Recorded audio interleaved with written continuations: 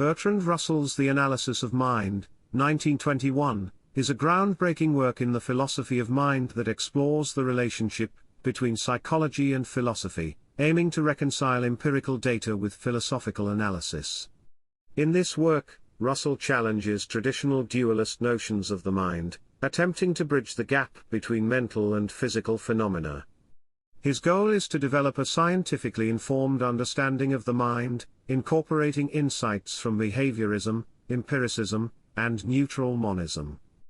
Russell rejects the Cartesian idea of the mind as a separate, non-material substance distinct from the body. Instead, he argues that mental events, such as thoughts, sensations, and emotions, can be explained in terms of physical processes and behaviors, though he also recognizes that mental and physical categories need careful analysis. One of the central ideas in the analysis of mind is neutral monism, the theory that both mental and physical events are composed of the same underlying neutral stuff, which is neither purely mental nor purely physical. In this video, we will explore the key philosophical concepts in Russell's The Analysis of Mind, including behaviorism, neutral monism, the nature of consciousness, perception, memory, and introspection. We will also look at examples that help clarify these ideas and discuss their relevance for contemporary discussions in philosophy, psychology, and cognitive science. Finally, we will consider criticisms of Russell's views and how they have influenced later developments in the philosophy of mind. Behaviorism, understanding mental states through observable behavior. One of the key influences on Russell's thinking in The Analysis of Mind is behaviorism, a psychological theory that argues that mental states are best understood through observable behavior rather than introspection or subjective reports. Behaviorism holds that scientific explanations of the mind should focus on how people act in response to stimuli, rather than on the supposed inner workings of the mind that cannot be observed directly. Russell adopts aspects of behaviorism, particularly the idea that many mental processes can be explained through behavior and the physical responses of the body. For example, instead of thinking of fear as an internal feeling, a behaviorist might explain fear in terms of observable reactions, such as a quickened heartbeat, sweating, or avoidance behaviors. However, Russell does not fully embrace behaviorism. He acknowledges that subjective experiences, such as the sensation of fear, cannot be entirely reduced to physical behaviors. Key concept: behaviorism. A theory that explains mental states through observable behaviors and responses to stimuli, rather than through introspective reports of mental events. Quote, "All that we can know about the mind must be derived from what is observable by outward behavior, not from some inaccessible inner world." Russell, The Analysis of Mind, 1921. Example: if someone is afraid of a spider, a behaviorist explanation would focus on the person's observable actions, for example, running away from the spider or screaming, rather than on their internal experience of fear. Relevance for everyday life: the behaviorist approach has applications in education, therapy, and training, where observable behavior is used to gauge progress or change. In behavior therapy, for instance, the focus is on changing maladaptive behaviors through reinforcement rather than exploring the patient's inner experiences. Neutral monism, bridging the mental and the physical.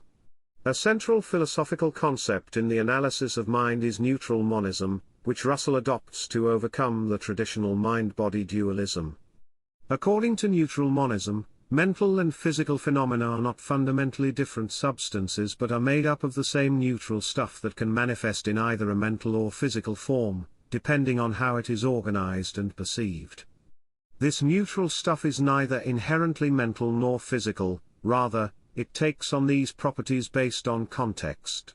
Russell uses neutral monism to challenge the idea that there is an insurmountable divide between the mental realm, thoughts, feelings, sensations, and the physical realm, objects, brain processes, behaviors. He argues that what we call mental and physical are simply different ways of organizing the same underlying reality, much like how light can be seen as both a wave and a particle depending on the context. This theory allows Russell to sidestep many of the problems associated with Cartesian dualism, such as how the mind interacts with the body. Key concept: neutral monism. A theory that suggests mental and physical events are two aspects of the same underlying neutral substance, neither purely mental nor purely physical. Quote, "The world is composed of events, not things, and these events can be interpreted as either mental or physical depending on how we regard them." Russell, The Analysis of Mind, 1921. Example: consider the experience of pain. According to neutral monism, pain can be viewed as both a mental event, a subjective sensation, and a physical event, neural activity in the brain. Both perspectives are valid, and they refer to the same underlying phenomenon. Relevance for everyday life: neutral monism helps us think about the relationship between the mind and body in a way that avoids the rigid separation of dualism. This has implications for areas like mental health, where treatments often involve both psychological therapy and physical interventions, for example, medication, reflecting the interconnectedness of mind and body. Consciousness, a byproduct of complex processes. Russell's view of consciousness in The Analysis of Mind is somewhat unconventional. He argues that consciousness is not a fundamental property of the mind but rather a byproduct or secondary effect of complex mental processes. For Russell, consciousness arises when certain mental processes become self-reflective, meaning that the mind becomes aware of its own activities. Russell is skeptical of the traditional view that consciousness is a separate, essential property of the mind. Instead, he suggests that consciousness can be explained by looking at the interactions between simpler, unconscious processes. In this sense, Russell's approach to consciousness aligns with scientific materialism, which seeks to explain mental phenomena in terms of physical processes and behaviors, without invoking metaphysical entities. Key concept: consciousness as a byproduct. Russell suggests that consciousness is not a fundamental feature of the mind but a byproduct of complex mental and physical processes that reflect on themselves. Quote, "Consciousness is a mere byproduct of mental processes, not their essence." Russell, The Analysis of Mind, 1921. Example: when driving a car, much of the process is unconscious, such as steering, braking, and checking mirrors. Consciousness only arises when something unusual happens, like a pedestrian stepping into the road, forcing the driver to focus their attention and reflect on their actions. Relevance for everyday life: Russell's view of consciousness as a byproduct can help us understand how much of what we do is driven by automatic processes rather than conscious thought. This has implications for fields like habit formation, psychology, and cognitive science, where understanding unconscious processes is crucial for behavior change and self-awareness. Perception and sensation: constructing reality through experience. In The Analysis of Mind, Russell offers a detailed analysis of perception and sensation. He argues that perception is not a direct apprehension of the external world but a construction of the mind based on sensory input. For Russell, sensations are the raw data provided by the sense organs, but perception involves interpreting and organizing these sensations into a coherent understanding of the world. Russell distinguishes between primary qualities, such as size, shape, and motion, which exist independently of perception, and secondary qualities, such as color and taste, which depend on the observer's sensory apparatus. He argues that our perception of the world is shaped by the way our mind processes sensory information, meaning that perception is not purely objective but influenced by the subjective nature of the perceiving mind. Key concept: perception as construction. Perception is not a direct reflection of reality but a mental construction based on sensory inputs, which the mind organizes and interprets.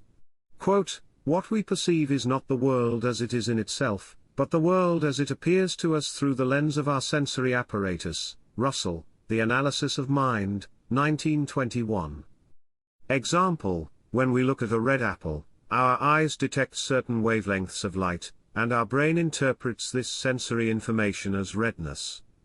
However, The color red does not exist independently in the apple, it is a quality constructed by our sensory system. Relevance for everyday life. Russell's analysis of perception is important for understanding how subjective experiences shape our view of reality. This has practical implications in fields like advertising, where perception can be influenced by context and presentation, and in everyday life, where people often misinterpret sensory data based on prior expectations or biases. Memory and introspection, reconstructing the past. In the analysis of mind, Russell also explores the nature of memory and introspection.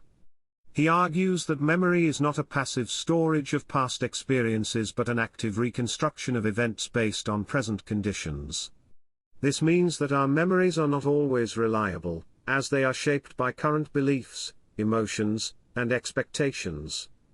Introspection, or the ability to reflect on one's own thoughts and mental states, is similarly problematic for Russell. He argues that introspection is not a direct, infallible insight into the workings of the mind but is subject to distortion and interpretation. Russell's skepticism about introspection challenges the traditional belief that we have privileged access to our own minds and highlights the limitations of relying on introspection as a method of gaining knowledge. Key concept: memory as reconstruction. Memory is an active process of reconstructing past events based on current beliefs, rather than a passive recall of facts. Quote, "Memory is not a faithful record of the past, but a reconstruction influenced by our present conditions and beliefs." Russell, The Analysis of Mind, 1921. Example: two people who attended the same event might remember it very differently, depending on their emotional state and their subsequent experiences. This shows that memory is shaped by subjective factors, rather than being an objective recording of facts. Relevance for everyday life. Russell's analysis of memory has important implications for areas like eyewitness testimony in legal contexts, where memory is often treated as reliable but can be subject to distortion.